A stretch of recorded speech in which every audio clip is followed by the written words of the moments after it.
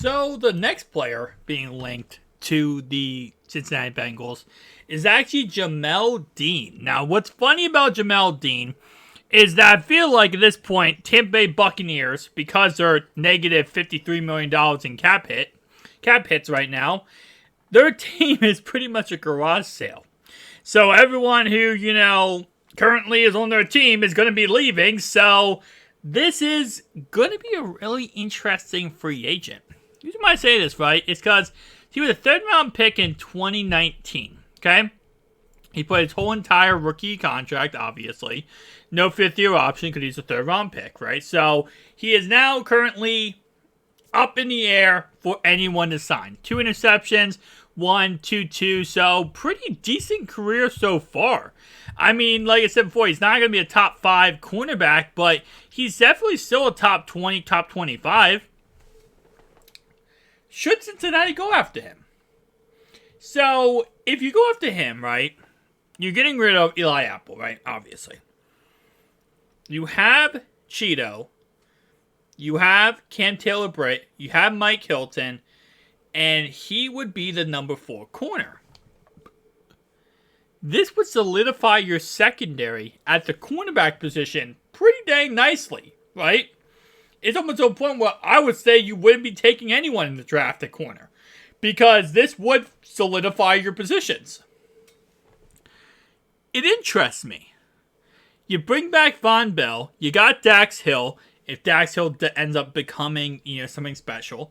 Obviously, we've heard Zach Taylor talk this in scouting combine about Dax Hill and how he believes that, he's in the correct spot.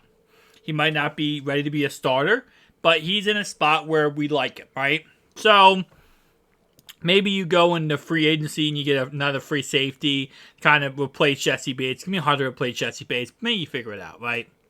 You bring back Von Bell. You got him back. Everything is looking peachy.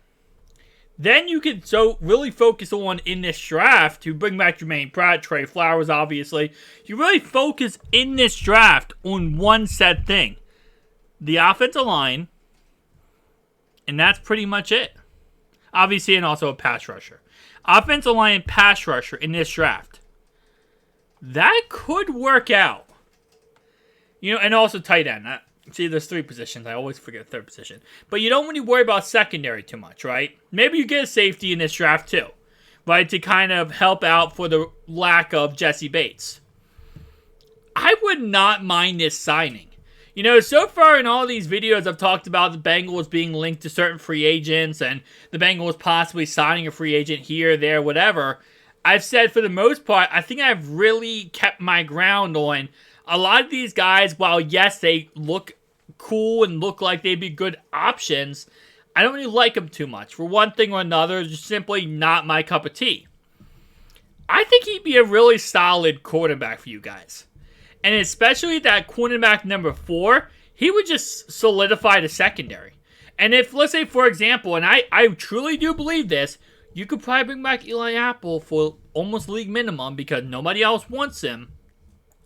You bring back Eli Apple as a 5th cornerback, plus you got this guy. And next question is, how much would this guy cost? We'll talk about it in a second. That could be amazing. So, how much would he cost? Right? So, it's like, whenever you have, you go to a pawn shop, right? Or you're selling something, you always got that, all right.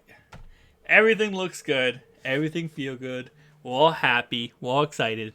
But what's the price tag? How much will he cost, right? And if we look at the open market for cornerbacks, this, free agents class, he's going to be near the top of the list. He will be. That's just a fact because, again, like I said, his resume is not bad. 2 interceptions, 1 interception, 2 interceptions, 2 interceptions. He does not have a bad resume. Now, he's not out there, absolutely destroying it. And you can see when he played 13 games rookie season, 14 games, 15 games, 15. He's not played a whole entire season yet. He also just started 15-15 last season. So, going back to 2021, he only played 11. He only started 11 of those games. 7 of those games, 5 games. So, he's not a number 1 corner, which is good. Because you're not going to use him as a number 1 corner, right? You're going to use him as a rotational guy as a 4th or 5th spot. I think you get him for $6 or $7 million. maybe 5. And again, like I said, this is the beautiful thing, right? He won a Super Bowl with Tampa Bay. He already has the ring. I guarantee you, he wants another one. Okay? He has one. He knows the taste of it. He knows the taste of victory. He's probably going to want another. Cincinnati, you call him up. Get him on the phone. Hang on. Yo, Jamal. Make sure we get the Jamel. Hey, it's Zach Taylor, Cincinnati Bengals. Yeah, man, I see you're in free agency right now. Oh, that's really interesting. We're probably going to be losing Eli Apple. Oh, you're getting offers from other teams. That's interesting. Do you mind me asking, who are they? Oh, the Browns. Oh, yeah, we've seen them twice a year. Yeah, the dumpster out back, the one on fire. Yeah, that's usually what we call the Browns. So any team there gonna win a Super Bowl? Oh, outside. Ooh, God, Vegas has them ranked that bad. That's unfortunate. Well, we'll give you $4 or $5 million, man, and maybe a couple rings too. We might give you 2 or 3. How many? You have 1? We'll put a couple more on your fingers. Oh, you're already signing us. Oh, you're already signing with us. Oh, we gotta send you to the Oh, you're already in a plane to Cincinnati. Oh, that works out pretty well. Yeah, maybe just tell those other teams to go find a chance at the Super Bowl. Okay, thank you. That's how I think the conversation would go.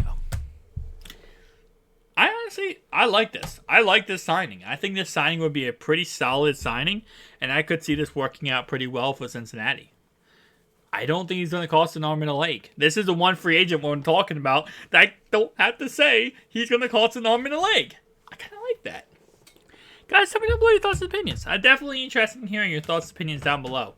But we will continue to talk about different free agents every time they'll link to the Cincinnati Bengals, because there's a lot of free agents out there. There's some free agents like Jamel Dean here who aren't going to cost that much.